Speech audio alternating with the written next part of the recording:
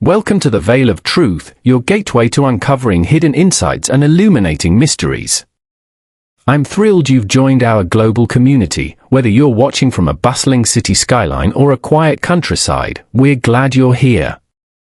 Globe showing Europe, Africa, so tell me, where are you tuning in from today? Chapter 1, The Theft at Dawn, Expanded Edition. It was a bitterly cold morning in early February when Hercule Poirot was roused from his breakfast by the shrill ring of the telephone.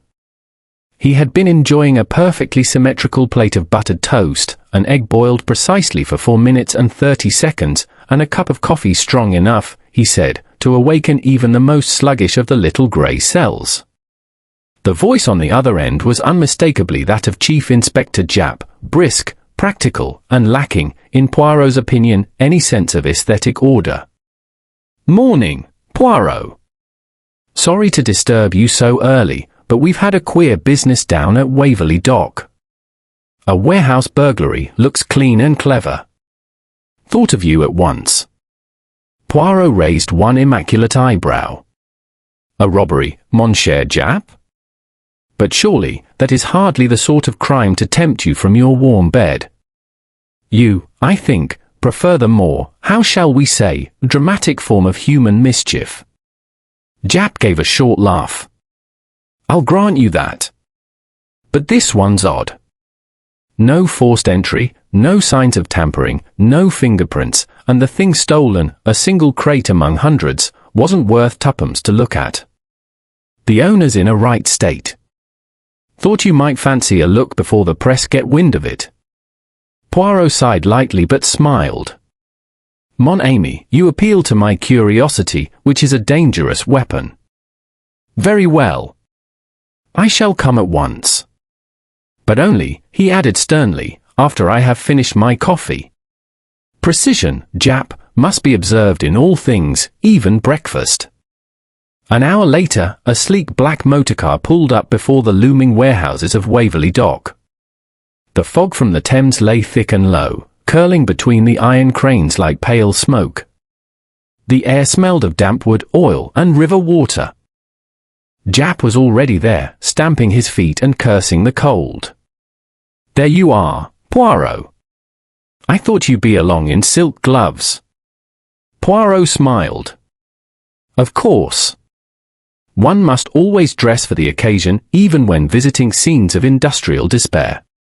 They were met at the door by Mr. Alfred Canning, the warehouse manager, a large, anxious man with a red face and an unfortunate moustache that drooped like 2 wilted feathers. He wrung his hands as he led them inside. "It's the most extraordinary thing, gentlemen. We locked up at 7 last night, as usual. Everything was in order. This morning, one crate, number 47C, simply gone. Vanished into thin air." The interior of the warehouse stretched vast and echoing before them, its wooden floor gleaming faintly with moisture. Rows of crates and boxes were stacked neatly from floor to ceiling, each stenciled with numbers and markings. The morning light filtered weakly through high, grimy windows, casting long shadows that seemed to shift as they walked. Poirot's gaze moved slowly across the room, every sense alert. "You have a system, yes?" he asked. "Everything in its place, numbered and accounted for?" "Yes, sir. We pride ourselves on efficiency here." Poirot nodded approvingly. "A fine quality. I, too, admire order. But tell me, if everything is so precise, how can one crate simply cease to exist?" Mr. Canning swallowed. "That's just it, Mr. Poirot. We've checked every manifest, every entry. No mistakes. It was there yesterday evening. This morning, nothing." They stopped before an empty space on a raised wooden platform. A square outline in the dust marked where the missing crate had stood. Poirot crouched gracefully, his patent leather shoes gleaming even in the dim light. He touched the floor delicately with his gloved fingertips. "The dust has been disturbed," he murmured. "But not in the usual way. See, no heavy footprints, no marks of dragging. Merely a few faint scuffs. As though the crate lifted itself and walked away. Japp grunted. "You're telling me a box grew legs?" Poirot smiled faintly. "Ah, but if it did, it would at least have the courtesy to leave a calling card." Mr. Canning's face was drawn. "The locks were intact when we opened up. Not a sign of tampering. And the windows are barred, of course. You'd need a crowbar to get through." "Indeed," said Poirot softly. "And yet, someone came and went unseen. That, I think, is what amuses our thief." He straightened up and looked about him. "Who else has access to the keys?" "Only myself, my foreman Mr. Dale, and the night watchman, George Larkin." "Ah. 3 keys. 3 custodians. It is a triangle already, always a dangerous shape in human affairs." Japp took out his notebook. "We'll want to speak to them all. Any of the workers around this morning?" Canning nodded nervously. "Yes, they've all come in. None of them seem to know anything, or so they say." Poirot followed the inspector through the warehouse, glancing at the workers as they went. Men in heavy coats moved among the stacks, their breath clouding in the cold air. Some looked up curiously as the detectives passed, others bent quickly back to their tasks. At one point, Poirot paused beside a wooden pillar. Something glinted faintly in the dust near its base. He stooped and picked it up, a small brass rivet, flattened on one side. He turned it over between finger and thumb, studying it as though it were a jewel. "Interesting," he murmured. "Very interesting indeed." Japp glanced over his shoulder. "What have you got there?"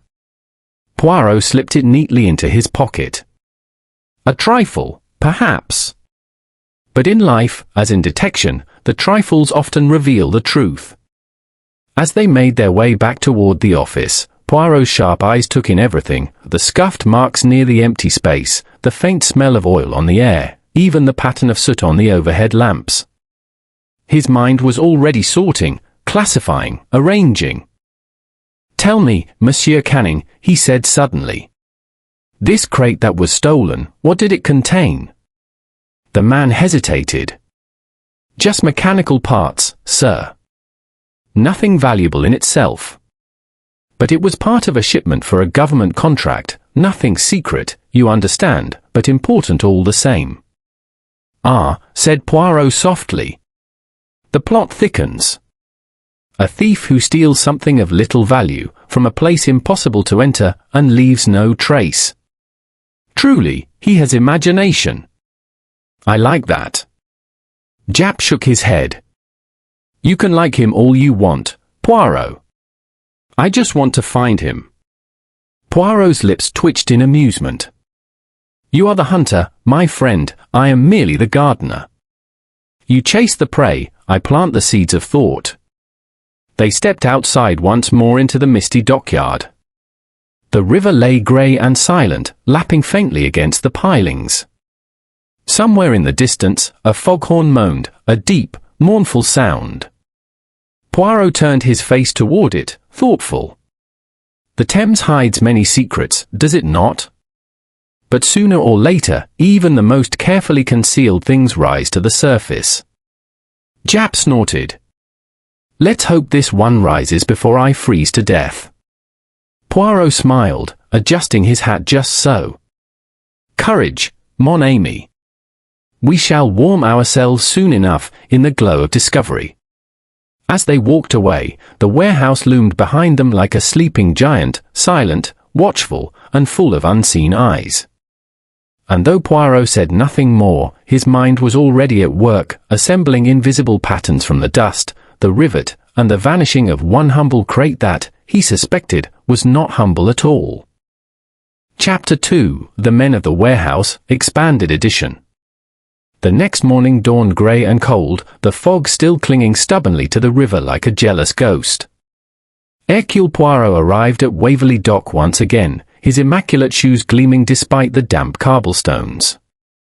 Chief Inspector Japp, already there with his men, was directing constables as they took statements from the warehouse staff.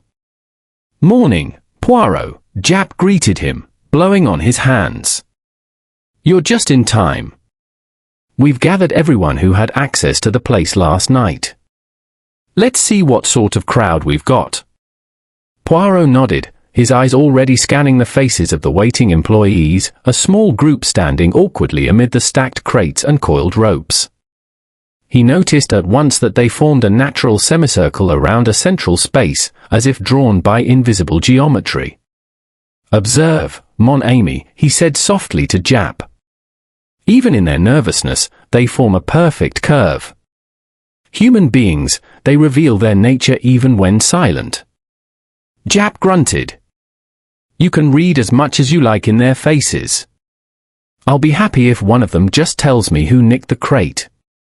There were 4 principal employees besides Mr. Alfred Canning, the warehouse manager. Poirot studied each as they were introduced. The first was Henry Dale, the foreman, a tall, broad-shouldered man in his 50s, his hands blackened by years of handling machinery and crates. His face was weathered and practical, but his eyes were steady and clear. He stood with the solid stillness of someone used to command. Next came George Larkin, the night watchman, a thin man with anxious eyes and a twitch of the mouth that seemed to betray a nervous temperament.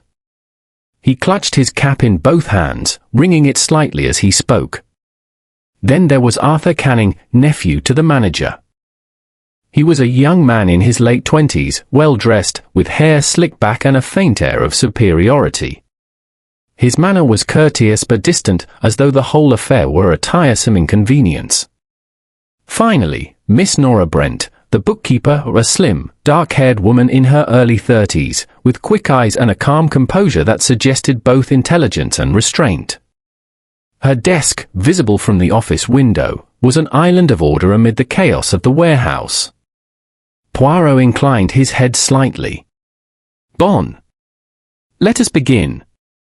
He addressed Henry Dale first. "You are the foreman, monsieur. It is you who closes the warehouse each evening." Dale nodded. "Yes, sir.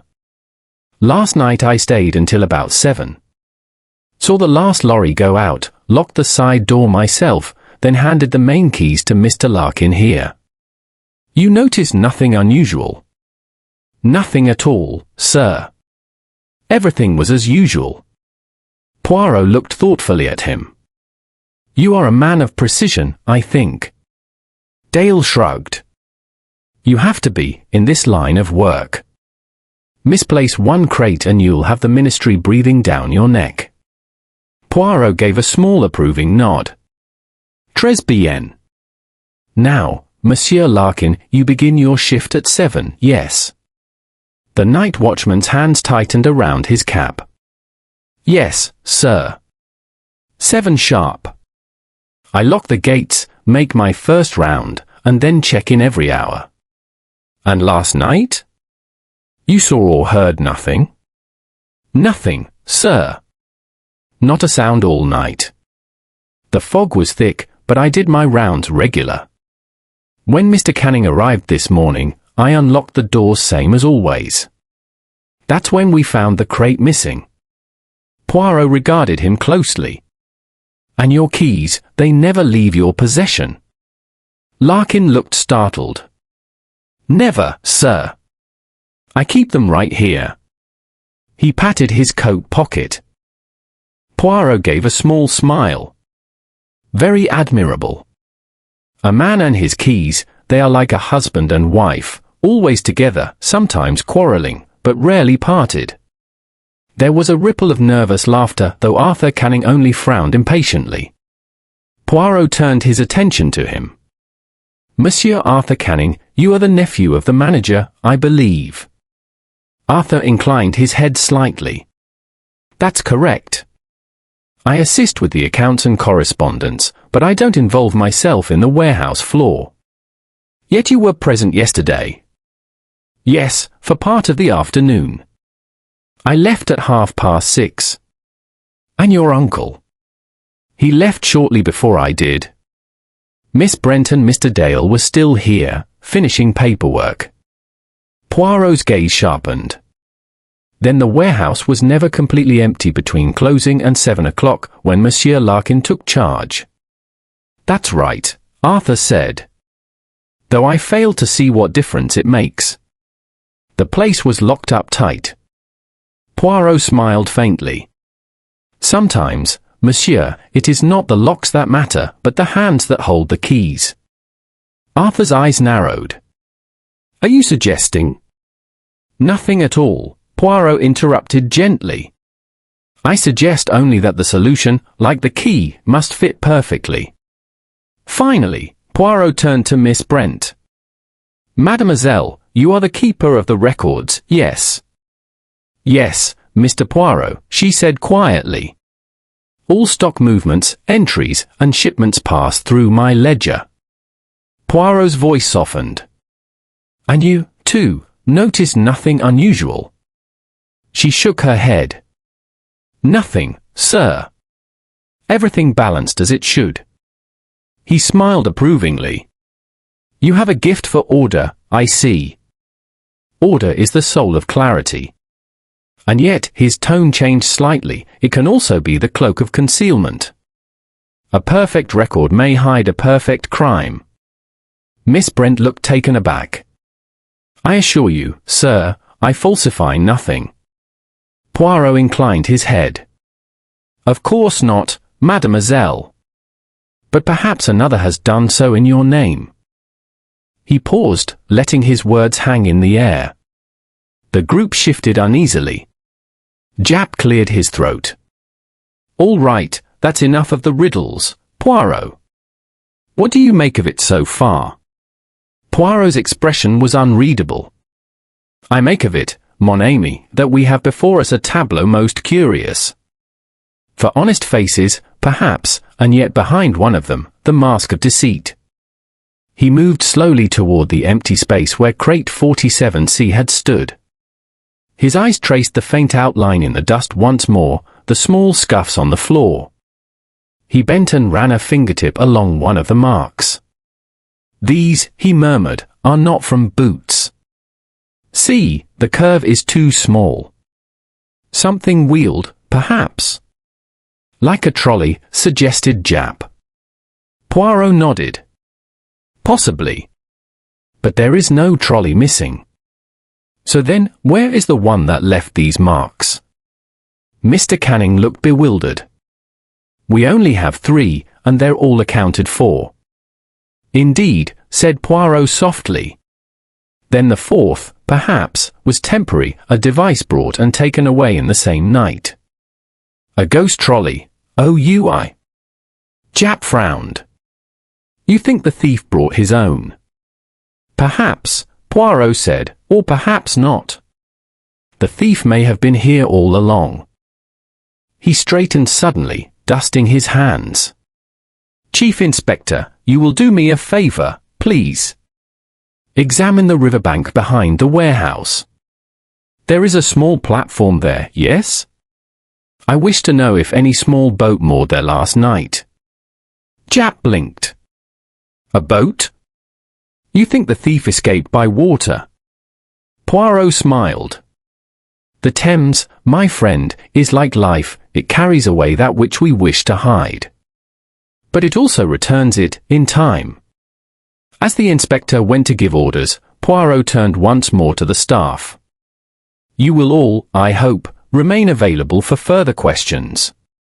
I thank you for your patience, and your candor."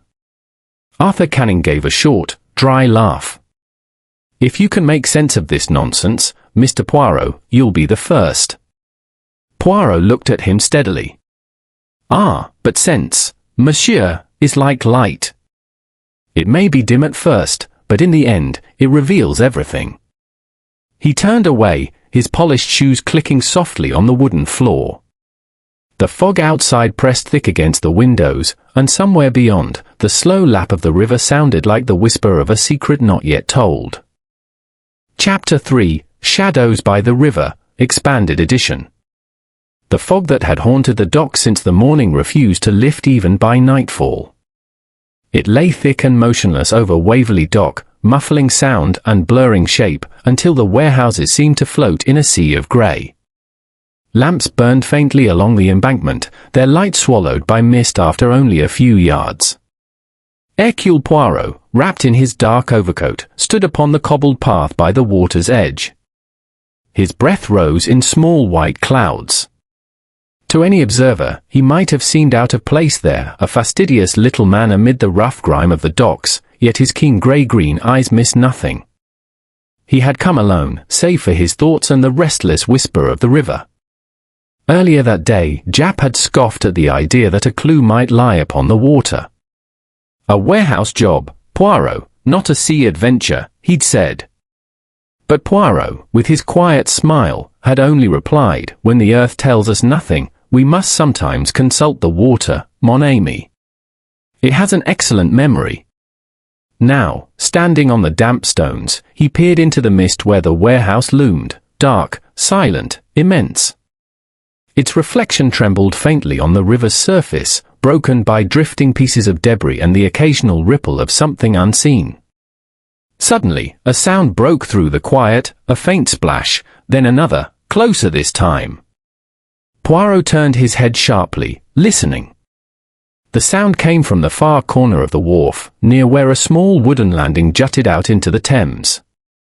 "Tiens," he murmured. "We are not alone, it seems."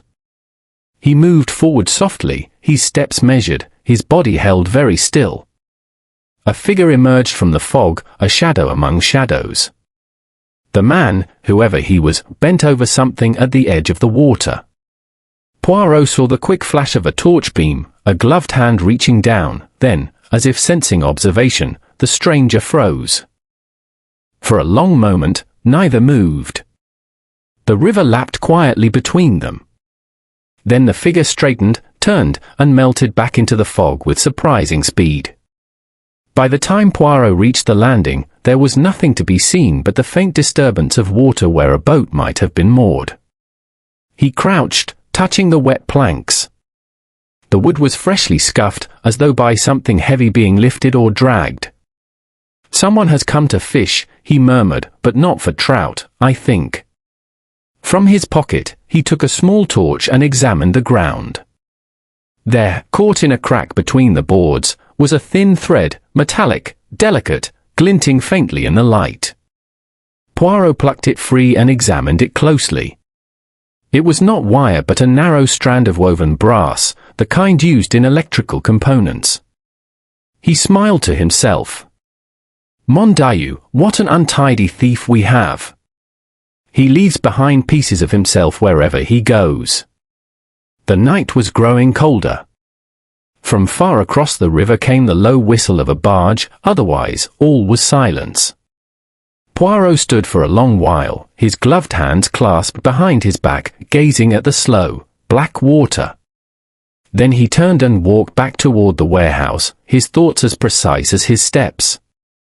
The following morning, he presented himself at the offices of Waverly Dock once more. Jap was already there, his hat pushed back and his temper short. "Well, Poirot," he said, "you'll have your wish. A small motorboat's been found drifting 2 miles downriver, engine still warm, but no one aboard. We've towed it in." Poirot's eyes gleamed. "Ah. And what do we know of this little boat?" "Not much. No registration, no name. But there was a scrap of canvas in the bottom, oily and torn. Could have come from the missing crate." Poirot looked thoughtful.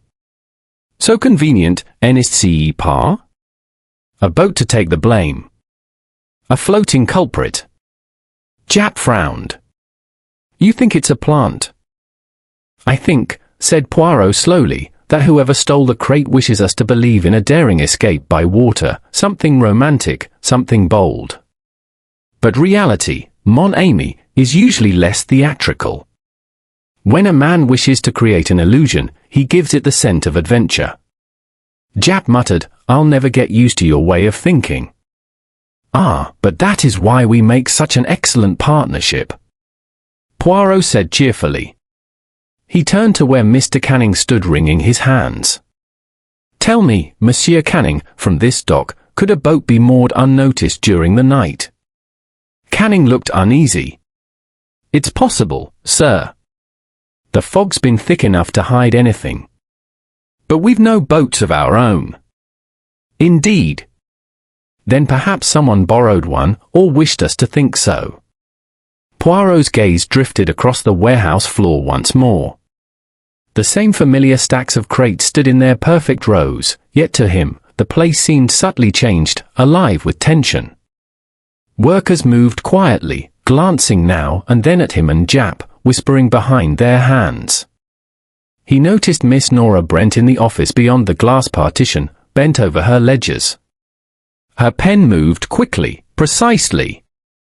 Poirot entered and bowed politely. "Mademoiselle, I disturb you." She looked up, startled. "Oh, Mr. Poirot." "Not at all." He smiled. "I am curious about your records. Tell me, when you make an entry for each crate, from where does your information come?" "From the shipping manifests, sir," she said. "They're prepared by Mr. Arthur Canning before I record them." "Ah, and you trust these documents completely?" "Of course," she said, with a touch of surprise. "I have no reason not to." Poirot nodded slowly, studying her face. "No, indeed. Yet it is strange, is it not, that the crate which vanished should have been so very ordinary. Machinery parts, they say.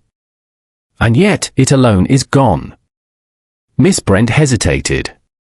"Now that you mention it, sir, I did think it odd yesterday that the manifest for that particular crate had a different handwriting on one line. But I assumed Mr. Arthur was in a hurry."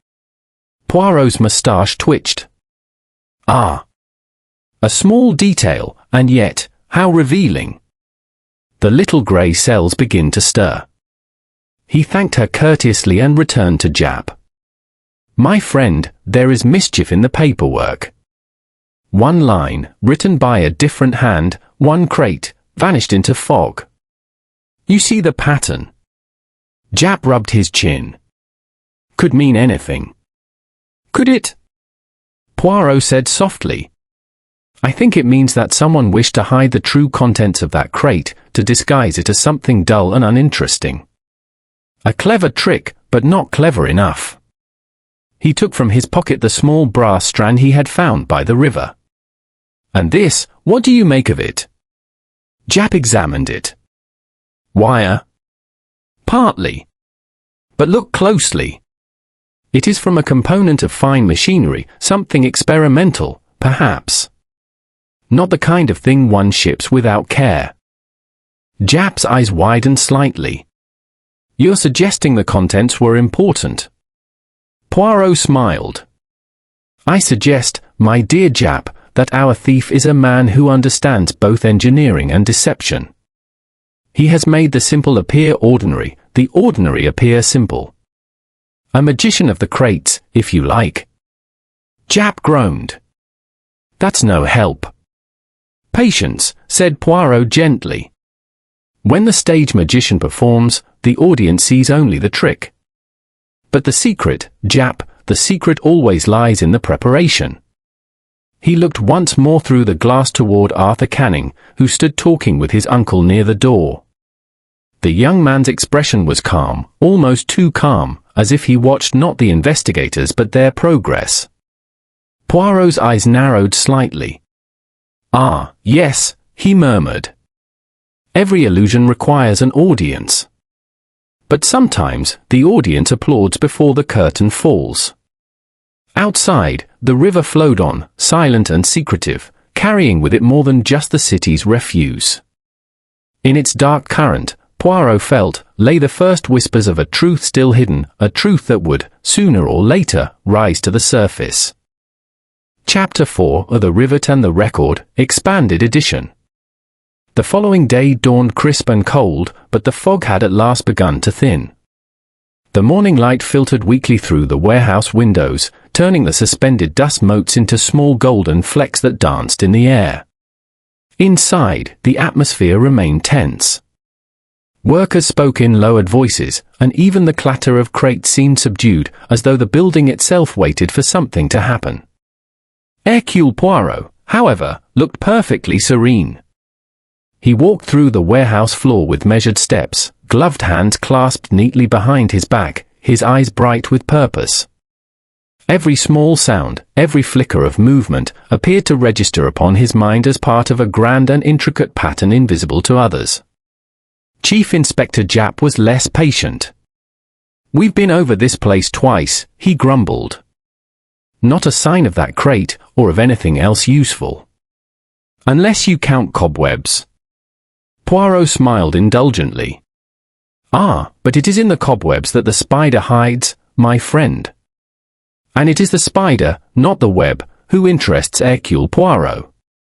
Japp rolled his eyes. "If you're planning to arrest a spider, you're welcome to it." Ignoring him, Poirot ascended the short staircase to the glass-walled office overlooking the warehouse floor. Miss Nora Brent sat there, bent over her ledger as always, her handwriting small, neat, and precise. She rose at once when he entered. "Good morning, Mr. Poirot," she said politely. "Inspector Japp." "Good morning, mademoiselle," Poirot said, bowing slightly. "You are, as always, industrious. I come to you because I suspect that your books, your beautiful ledgers, conceal more than they reveal." She frowned in surprise. "Conceal, sir? But every entry is accurate, to the last figure." "I do not doubt it," said Poirot, his voice soft but certain. "It is not your accuracy that I question. It is the information you have been given." Miss Brent blinked. "I'm not sure I follow." Poirot gestured to the open ledger before her. "Let us examine, for example, the entry for crate number 47C, the one that has vanished, NSCE par. You have written here a machinery parts, consignment 113, destination, Dover." But according to the manifest, he withdrew a folded paper from his pocket. It was listed originally as experimental components, destination confidential. Her brow furrowed. "But that can't be right. I copied the entry from this very manifest yesterday morning. It must have been changed before I saw it." "Just so," Poirot said. "The question is, by whom?" Japp leaned over the desk, scanning the two documents. "Blimey. The handwriting's different, all right. The top line's been altered, probably someone tracing the letters carefully to match the rest." Poirot nodded. "An amateur's imitation, but a clever one. It would escape all but the most observant eye, or the eye accustomed to symmetry." He turned to Miss Brent again. "You said yesterday that Monsieur Arthur Canning signed off the manifest." "Yes, sir. As he always does." "And was he alone when he did so?" She hesitated. "No, I believe Mr. Dale, the foreman, brought it to him. But he left almost immediately afterward." "Ah," said Poirot softly. "So we have two opportunities, the delivery and the signature. Either could have allowed a small alteration." Miss Brent looked uneasy. "Mr. Dale has been with the company for 20 years, Mr. Poirot." "I can't imagine." Poirot raised a hand gently. "I imagine nothing, mademoiselle. I observe, I deduce, and only then do I imagine." He thanked her and requested to take the ledger with him for further study. As he descended the stairs once more, Japp followed, frowning. "You think Arthur Canning forged the record?" "I think, my friend," Poirot said, "that Arthur Canning is a man accustomed to appearing calm when his heart is not. His movements, they are controlled, too controlled. That always tells." Japp snorted. "You're reading faces again." "My's OUI. The human face is the most revealing of all documents, when one knows how to read it." They crossed the warehouse floor toward the storage platform where the missing crate had once stood. Poirot paused there, his gaze falling to the same faint marks he had examined before. He crouched gracefully and touched one finger to the floor. The scuffs remain, but see, the dust around them is slightly disturbed, as though someone examined them after we left yesterday. Someone curious to know what we had noticed. Japp swore softly. Then we've got someone watching us. Poirot's expression did not change. Naturally. The guilty man always watches, Inspector. He fears the silence of others more than the questions of the police. He rose and looked about him. There are two truths hidden here, Japp. The first, that this theft is not about what was taken, but why it was taken. The second, that the act of theft was meant to draw attention away from something else entirely. Japp frowned. You're saying it's a cover-up? Poirot smiled faintly. A diversion, yes. Like a conjurer's trick. You remember the little brass rivet I found? He drew it from his pocket and held it up between thumb and forefinger. It does not belong to machinery, as I first suspected. It bears traces of a dark grease, not industrial oil, but jeweler's compound. You see here, on this flattened side, a faint engraving, an initial, perhaps. AC? Japp stared. Arthur Canning. Or perhaps Walfred Canning, his uncle. We do not yet know. But one thing is certain, it comes from a small device used to set or press fine stones. I believe it was dropped accidentally during the packing of the missing crate. So you think the crate contained jewelry? Perhaps, said Poirot softly.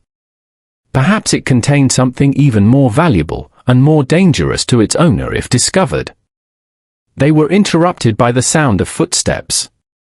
Arthur Canning himself approached, his expression calm but his eyes wary. I hear you've been questioning my staff again, Mr. Poirot, he said with a faint smile. I do hope you're not creating unnecessary alarm. We've a business to run, after all. Poirot inclined his head. Of course, monsieur. You are most considerate. I assure you, I alarm only the guilty, never the innocent. Arthur's lips tightened. Then I've nothing to worry about. No? Poirot said mildly. Then you will not object if I ask to see your private office records. Arthur hesitated for only the briefest instant before replying, naturally not. But you'll find nothing there. Of that, I am certain, said Poirot. The most incriminating evidence is never where it should be. Arthur gave a short laugh. You're quite the philosopher, aren't you? Only when I am bored, said Poirot, smiling. And this case, monsieur, does not bore me at all. Arthur inclined his head curtly and turned away.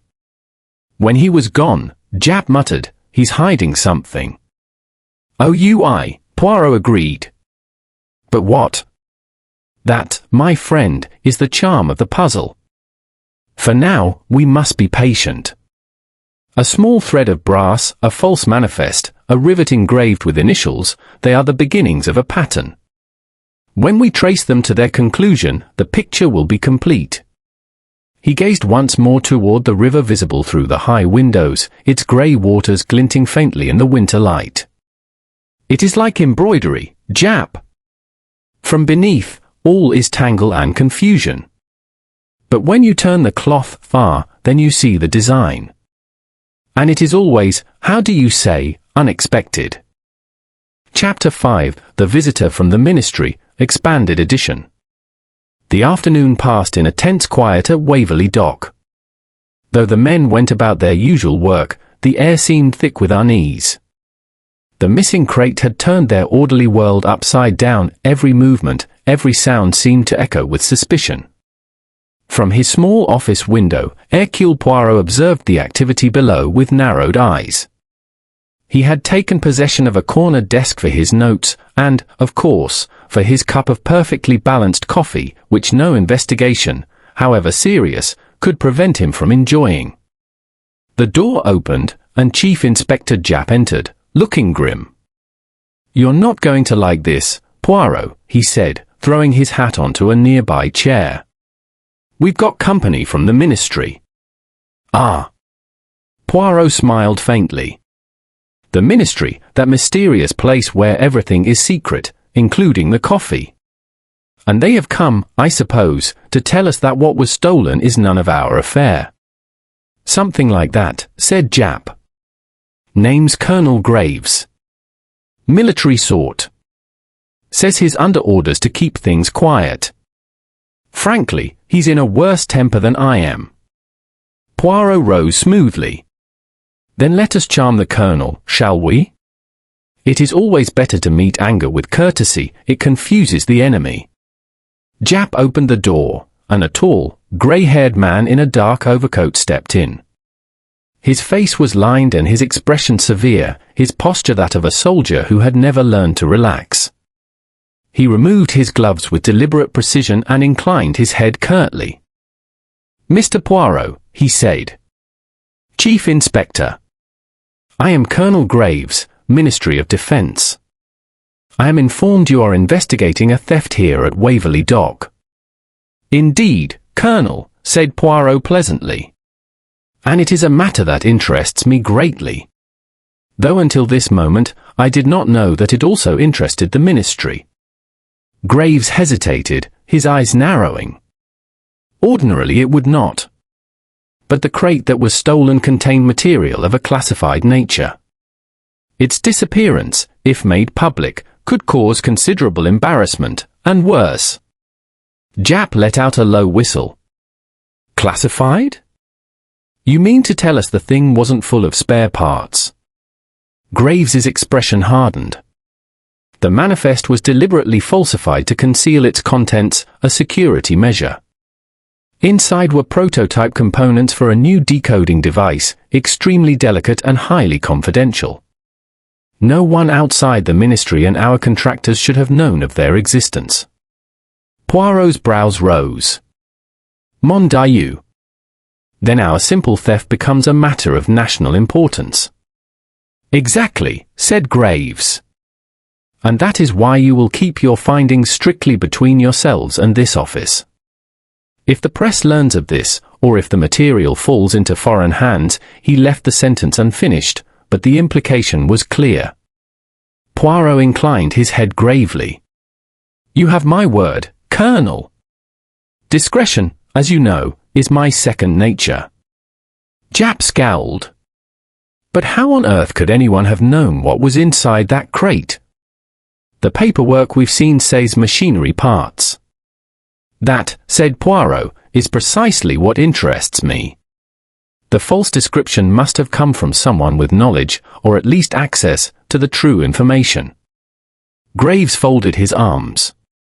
"We have considered that possibility. The company here was contracted to handle storage and delivery only. They were told nothing of the nature of the goods. And yet," Poirot said softly, "one among them must have guessed. Or perhaps, Colonel, one among them did not need to guess." Graves frowned. "Meaning?"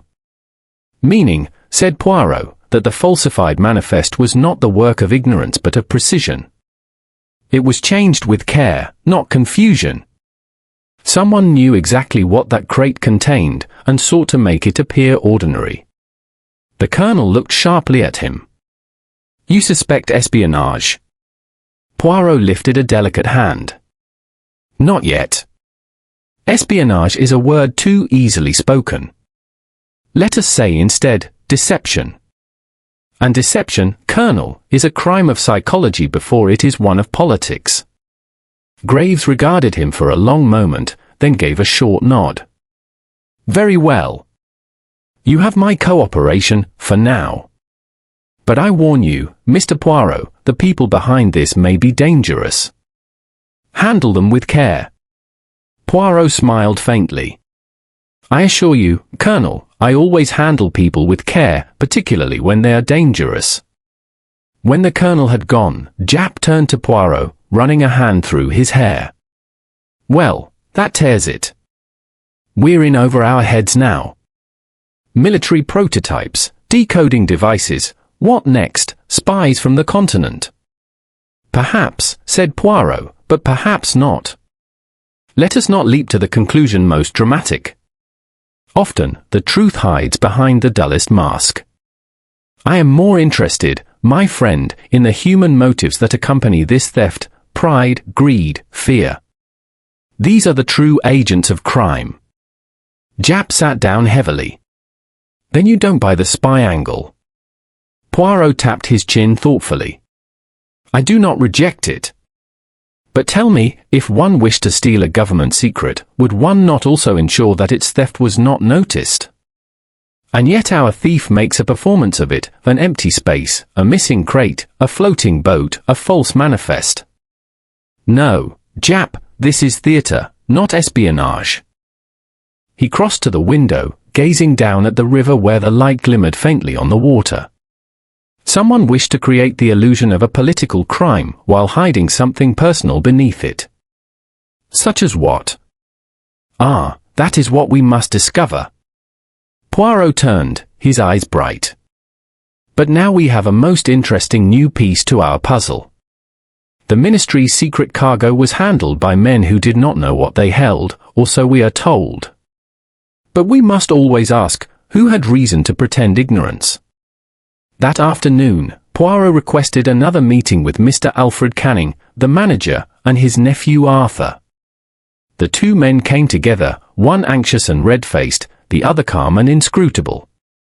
I must trouble you again, Messrs., Poirot began courteously. It appears that the contents of the stolen crate were not what either of you believed. Arthur raised an eyebrow. Oh? And what were they, then?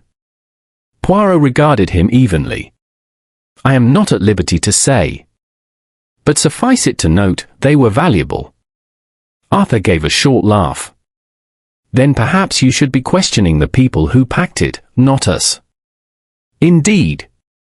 But it was you, Monsieur Arthur, who signed the manifest, and you, I think, who had the opportunity to alter it. Arthur's smile thinned. That's a serious accusation. Not yet an accusation, monsieur, merely an observation. Alfred Canning shifted uncomfortably. Look here, Mr. Poirot, I won't have my nephew's name dragged through the mud. He's loyal, and he's clever. If there's been some trickery, it wasn't of his making. Poirot bowed slightly. I admire your loyalty, Monsieur Canning. But loyalty can be blinding, can it not? One may see a man as he was, not as he has become. Arthur stood abruptly. I think this interview is over. As you wish, said Poirot, unruffled. But remember, monsieur, the truth has a way of returning, much like the tide upon your river here. When they were gone, Japp muttered, you rattled him, all right. Poirot smiled faintly. I do not rattle, my friend. I merely tap, and listen to the echo. He looked once more out toward the river. The fog was rising again, curling like smoke between the warehouses. Somewhere out there, unseen in the grey, floated the answer, a secret not of governments, but of hearts. And Hercule Poirot, with his little grey cells quietly alight, meant to find it. Chapter 6, The Tragedy at the Dock. The fog returned that evening, thicker than before, curling in ghostly tendrils across the wharf, muffling every sound but the soft lap of the river against the pilings. The lamps along the quay glowed as faint halos in the mist, barely piercing the grey. It was as though the whole dock had been swallowed by silence. Poirot had returned to his modest hotel room in Limehouse, but his mind would not rest. He sat at a small table by the window, a single lamp burning beside him, the stolen crate's details spread before him like a puzzle yet unsolved. The manifest, the ledger, the rivet, the footprints, they formed a pattern, yes, but not yet a picture. There is symmetry, yes, he murmured softly to himself, but it is incomplete. One side of the design is missing. He sipped his coffee, then smiled wryly. And perhaps, Hercule Poirot, you are missing sleep instead of symmetry. Just then, a sharp rap sounded at his door. He rose and opened it to find Chief Inspector Japp standing there, his hat damp from fog, his expression grim. "Poirot," he said shortly. "There's been trouble. Down at Waverly Dock." Poirot's eyes narrowed. "Ah. I thought as much. You would not come at such an hour merely for conversation. What has happened?" Japp exhaled. "Arthur Canning's dead." For a moment, Poirot said nothing. The words hung in the air like frost. "Dead," he repeated softly. "But how?" "Drowned," said Japp.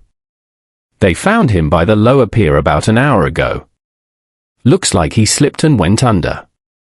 But the foreman swears he saw someone running away just before the alarm was raised."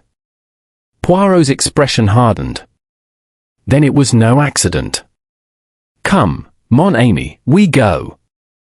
By the time they reached the dock, the police lamps threw eerie circles of light across the damp cobblestones. A small group of workers huddled near the edge, murmuring in anxious tones. The body had already been brought ashore, ashape under a rough tarpaulin, beside which a constable stood guard. Poirot knelt by the body as the covering was lifted. Arthur Canning's face was pale, his eyes closed, his fair hair darkened by the water. His hands were clenched tightly, as though he had grasped something in his final struggle. "May I?" Poirot asked quietly, and the constable nodded. He prized open one of the dead man's hands. Inside lay a small object, a torn scrap of cloth, dark with damp and grease. Poirot held it up to the light. "A piece of uniform, perhaps," Japp murmured. "None," said Poirot softly. "Not uniform. See the thread, fine quality, dark wool, but not coarse enough for a workman's jacket. This was torn from a tailored coat, perhaps navy blue or black." He turned the fabric over. "And here, a faint scent. Machine oil, and something else. Lavender water." Japp frowned. "Lavender? That's an odd thing to smell on a dockyard coat." Poirot's eyes gleamed. "Not if the coat belongs to a woman." Japp looked startled. "A woman? Down here, at this hour?" Poirot shrugged delicately. "We shall see. But tell me, my friend, who was it that reported the body?" "The night watchman, name of Willis. Said he heard a splash, then shouting. By the time he got there, Canning was gone. They pulled him out 20 minutes later. And this watchman, where is he now?" "In the office, waiting." Poirot rose, dusting his gloves lightly. "Let us speak with him, then." Inside the warehouse office, the old watchman sat huddled on a stool, his cap in his hands. His face was grey and weathered, his eyes wide with unease. "Now then, Willis," Japp began. "Tell us what you saw." The man nodded shakily. "I was marking my rounds, sir, down by the lower pier. Bit after 10, it was. I heard voices, not loud, but arguing, like. Thought it was Mr. Arthur and that foreman of his, Dale. Then there was a splash, big one. I ran over, but I couldn't see nothing in the fog. Shouted for help, but by the time we got the lights, he was gone under." Poirot's gaze sharpened. "You are certain it was Mr. Arthur's voice you heard?" Willis hesitated. "Sounded like him, sir. But there was another, higher, softer. Could have been a lady, maybe." Poirot inclined his head. "Ah, so there was a woman." Japp frowned. "We'll have to question Miss Brent again." "Indeed," said Poirot. "Though I do not think she is our culprit. She strikes me as too exact to act in passion." He turned back to the watchman. "You say you thought it might have been the foreman with him. Did you see Mr. Dale later?" "Aye, sir. He came running out from the upper store when the commotion started." Said he'd just come off duty. Poirot exchanged a look with Japp. And did he seem surprised? Willis blinked. Well, not as much as you'd think, sir. Poirot smiled faintly. Curious. Always, it is the degree of surprise that betrays the truth. They left the office and walked out once more into the cold mist. The body had been taken away, but the feeling of death still hung in the air. Japp shoved his hands into his pockets. If Canning was mixed up in the theft, someone may have silenced him. Poirot nodded slowly. Yes. He was a man who knew something, or had discovered too much.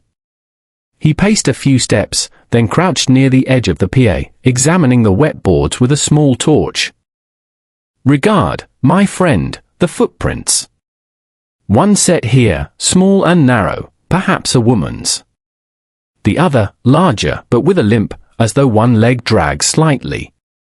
Dale limps, Japp muttered. Just so, said Poirot. And yet, I think he was not the killer. He was here, yes, but his surprise, too measured, too deliberate. It was rehearsed. He stood again, straightening his coat. There is someone else at play here, someone who has remained unseen, manipulating both Canning men and their loyal staff. The theft, the false manifest, now the death, they are threads woven by a single hand. Any idea whose hand? Poirot smiled slightly. Ah, that would be telling, my friend. For now, let us say I have an idea, a very delicate one. But it requires proof. He turned toward the warehouse, the fog swirling about his silhouette. Tomorrow, we shall hold a small gathering. I will ask all the key players to assemble, Miss Brent, Mr. Dale, and of course, Mr. Alfred Canning. For in conversation, even the most careful liar reveals himself. Japp gave him a wary look. You think the old man knows more than he's said? I think, said Poirot quietly, that he knows everything, but has told us nothing. Later that night, in the solitude of his hotel room, Poirot sat once more at his table. The fog outside pressed against the window like smoke, and the distant river sounded like a whispering voice.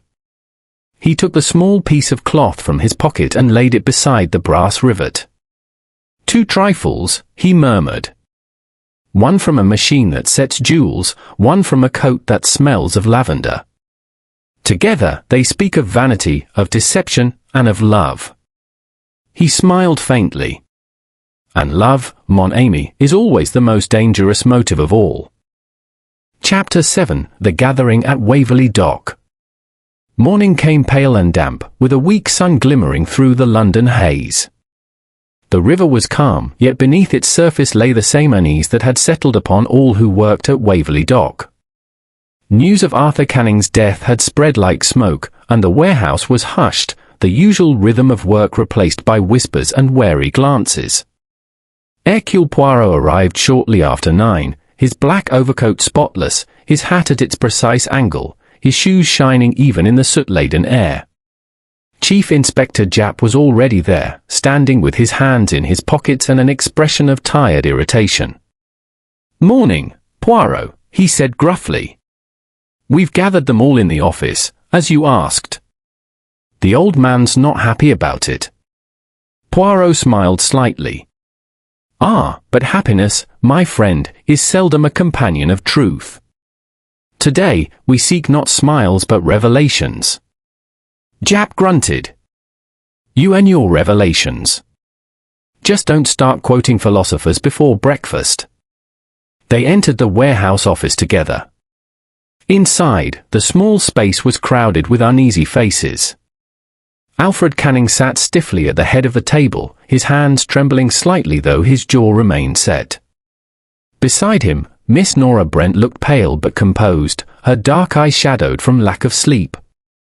The foreman, Mr. Dale, stood near the wall, cap in hand, his limp more noticeable than usual. 2 constables waited silently near the door. Poirot paused a moment, surveying them with calm, appraising eyes. He bowed slightly. Messrs, Mademoiselle, I thank you for your patience. I regret that circumstances make this gathering necessary. But the death of Monsieur Arthur Canning cannot be left unexplained, nor, indeed, can the disappearance of the crate which began all this unhappy business. Alfred Canning's voice was low but hard. You've no right to treat us like suspects, Mr. Poirot. My nephew's death was an accident, nothing more. Poirot inclined his head. So it may appear, monsieur. But appearances, as you know, can deceive, especially when the fog of the river conceals what the heart would rather not face. The older man scowled. You speak in riddles. Non, monsieur, said Poirot gently. I speak in facts, small, precise facts which, when placed together, form a pattern. Shall we look at them? He moved to the desk and laid out 3 items in a neat row at a brass rivet, a torn scrap of dark wool, and a small sheet from the warehouse ledger. Here, my friends, are the clues that tell our story. The rivet, found near the space where the missing crate once stood, the piece of cloth, recovered from the hand of the dead man, and this page, taken from the ledger where a single line, one single description, was altered with admirable care. He turned slightly, his voice calm, almost conversational. The crate was not stolen by a stranger, nor by a gang of thieves from the river. No, it was removed by someone who had access, knowledge, and motive. And that person, I believe, stands among us now. A low murmur rippled through the room. Miss Brent gripped the edge of the table, her eyes wide. Alfred Canning's colour drained, while Dale's jaw clenched. Japp leaned forward. You mean one of them took it? Poirot smiled faintly. Patience, mon ami. We must let the picture unfold. He turned his gaze upon Miss Brent. Mademoiselle, when I first spoke with you, you seemed the very model of diligence. Your ledger's perfection itself. But perfection can be dangerous. You noticed, I think, that the manifest had been changed, yet you said nothing. She swallowed. I thought it was a simple clerical correction, sir. Mr. Arthur signed it, after all. Precisely, said Poirot softly. And yet you are too intelligent a woman not to have suspected otherwise. I believe you remained silent because you feared losing your position, or perhaps because you wished to protect someone. Miss Brent's lips trembled. I didn't want to harm Mr. Arthur, she said quietly. He seemed troubled lately. I thought he might have made some mistake. Poirot nodded gravely.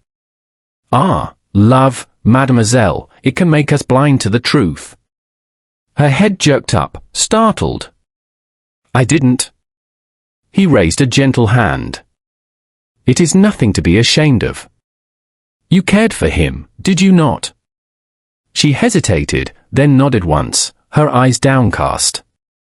Poirot turned next to Mr. Dale. And you, monsieur, you were loyal to the Cannings, were you not? Dale frowned. 20 years I've worked here, Mr. Poirot. Never had cause for complaint. Indeed, said Poirot. But 20 years in the same place breeds knowledge of comings and goings, of who speaks with whom. You, too, saw Arthur Canning meet with someone here, late at night. Dale's face tightened. How do you know that?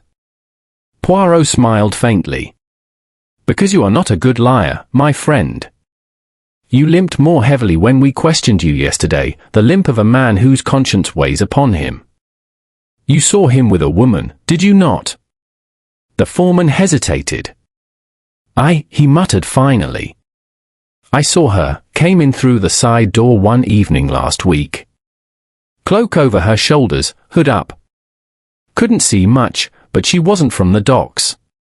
Moved like someone used to finer places. Alfred Canning's head jerked up. A woman? What nonsense is this? Poirot's gaze met his, calm but penetrating. It is no nonsense, monsieur. She exists, and she may well be the key to your nephew's death. The old man's hands trembled. You can't mean.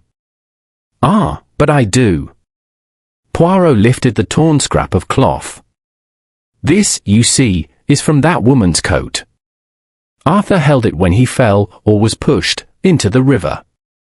It bears traces of lavender and machine oil, a combination most unusual.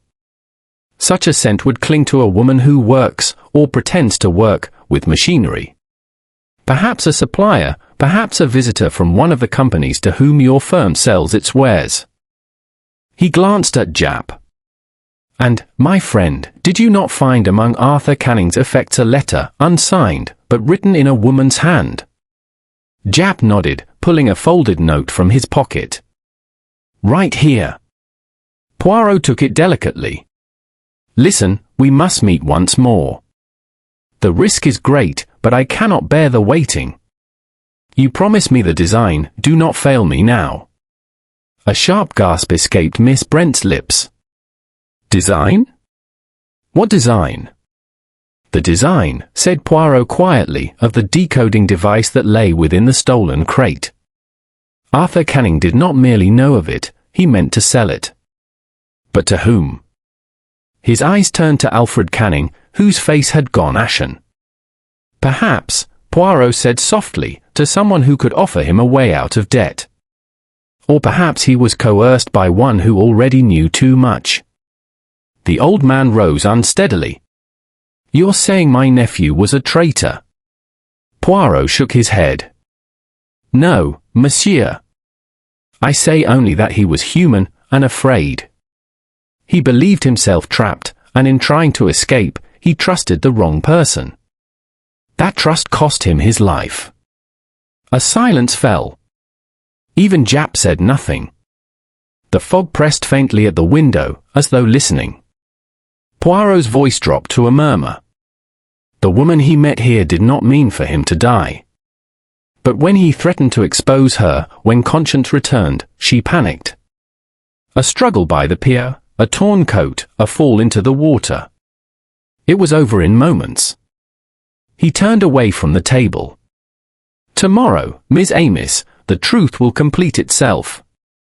I have asked Colonel Graves of the Ministry to join us.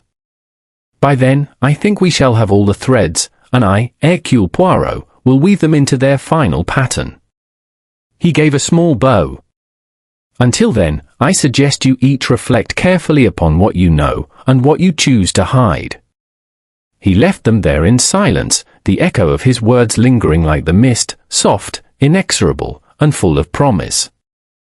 Chapter 8, The Little Grey Cells. The next morning dawned clear for the first time in days. The fog had lifted, leaving the river gleaming cold and silver under a pale sky. To Hercule Poirot, the clearing weather seemed most fitting. The mist of deceit, he murmured, adjusting his immaculate tie before the mirror, has a way of parting when the truth prepares to show itself. By 10 o'clock, all were assembled once more in the warehouse office, Alfred Canning, pale and weary, Miss Nora Brent, anxious but defiant, Mr. Dale, expression unreadable, Chief Inspector Japp, solid and grim, and Colonel Graves from the Ministry, who sat with military stiffness, his eyes sharp beneath his grey brows. Poirot stood before them, composed and unhurried, his hands folded neatly. Mesdames et messieurs, he began, I have asked you to come together so that we may, as they say, clear the air. The time has come to lift the final curtain upon our little drama. Colonel Graves spoke first. I trust you have some conclusive explanation, Mr. Poirot. The Ministry has little patience for theatrics. Poirot smiled gently. Then I must beg your indulgence, Colonel, for I am, alas, a man of theatrics. It is through the theatre of logic that the truth makes its entrance. He gestured to the three items laid once again upon the desk, the brass rivet, the torn scrap of cloth, and the altered ledger page. These humble objects, trifles, as one might call them, are the stepping stones by which we reach understanding. He lifted the rivet first. This, we found near the space where the missing crate once stood. It does not belong to machinery of the ministry's design.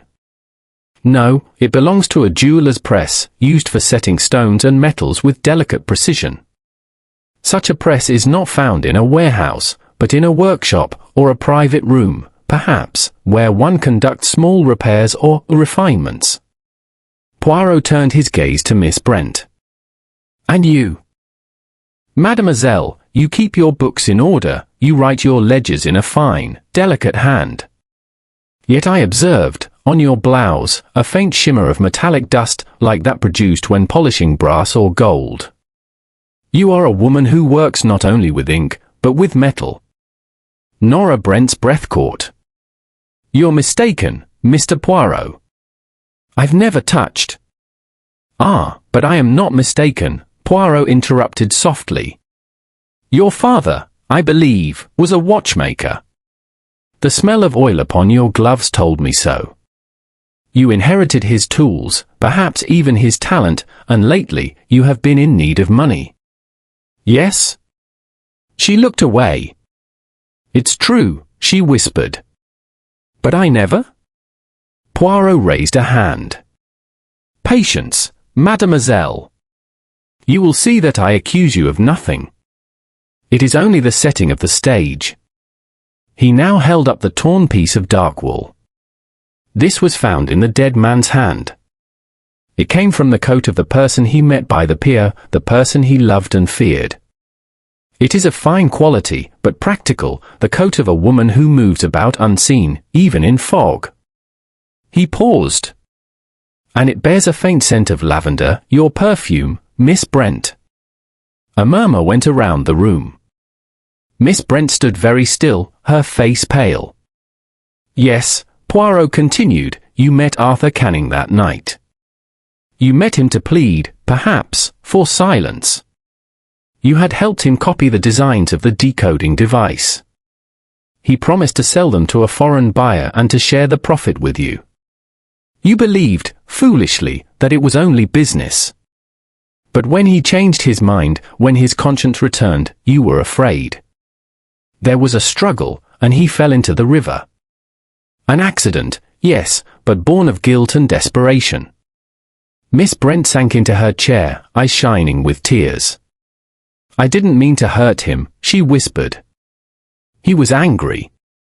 He said he'd confess everything, that he'd tell his uncle. I tried to stop him, but her voice broke. He stumbled. I didn't even see him fall. Poirot nodded gravely. I believe you, mademoiselle. You are not a murderer by nature. But you concealed the truth, and that, too, is a crime of the heart. Colonel Graves exhaled sharply. So she was part of a scheme to sell our prototype? This is monstrous. Poirot shook his head. Ah, but no, Colonel.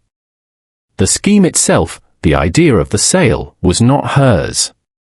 It was inspired by another. You see, Miss Brent had skill, but no means of contact. She was persuaded by a man who understood opportunity, a man who saw in his nephew's position at Waverly Dock a chance for profit. His gaze moved to Alfred Canning. The old man stiffened. You can't mean. Mais oui, monsieur, said Poirot gently. You. The falsified manifest, that was your doing. You alone had access to the original papers and the authority to sign them without question.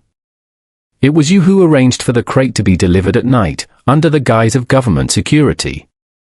And it was you who convinced your nephew to participate, believing it would save the company from ruin. Alfred's voice cracked. That's a lie. Poirot's eyes softened. No, monsieur. It is not. You were desperate. The business was failing, debts pressed on every side. You told yourself it was only a temporary measure, that no one would be harmed. But when your nephew hesitated, when he wished to withdraw, you panicked. And when you learned he was meeting Miss Brent by the dock that night, you followed. Japp frowned. You mean he was there too? Poirot nodded. Yes. He arrived just in time to see the struggle, to see Arthur fall. But rather than raise the alarm, he fled. He believed no one had seen him. And afterward, when the body was found, he played the part of the grieving uncle. The room was silent save for the faint ticking of the office clock.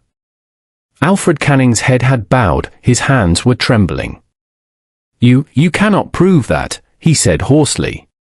Poirot stepped forward. "But I can, monsieur. In your office drawer, behind the false panel, there is a small velvet pouch. Inside it are 2 identical brass rivets from the jeweller's press you used to conceal the microfilm of the stolen plans within a locket. That locket, in turn, you entrusted to Miss Brent, telling her it contained only a memento of your nephew." Miss Brent gasped, her eyes wide. "The locket?" "But he gave it to me, said it was Arthur's gift." "Just so," said Poirot softly. "You were used, mademoiselle, by a man who loved his business more than his honor." Colonel Graves rose sharply. "Good Lord." Japp straightened, his face grim. "That's it, then. Alfred Canning, I'm afraid you'll have to come with us." The old man slumped back in his chair. "I never meant for him to die," he said dully. "He was like a son to me." Poirot's voice was very quiet. "Yes. And yet, monsieur, it was your silence that condemned him." He turned away, his expression grave. The theft, the death, both born of pride and fear. 2 small human weaknesses, which together make tragedy. Outside, the sun had climbed higher, shining now through the warehouse windows. The fog was gone, the river flowed bright and cold. Poirot looked out at it for a long moment before speaking again. "It is always so," he said softly. "The great crimes, they are born not of hatred, but of love, love twisted, love betrayed. In the end, one cannot cheat the little grey cells. They see what the heart would hide." He turned to Japp with a faint smile. "And now, mon ami, perhaps I may at last take my breakfast. I find the solving of murders most exhausting to the appetite." Japp gave a tired chuckle. "You're a wonder, Poirot. I don't know how you do it." Poirot straightened his tie and smiled. "It is simple, my friend. I use the brain, the little grey cells. They never lie.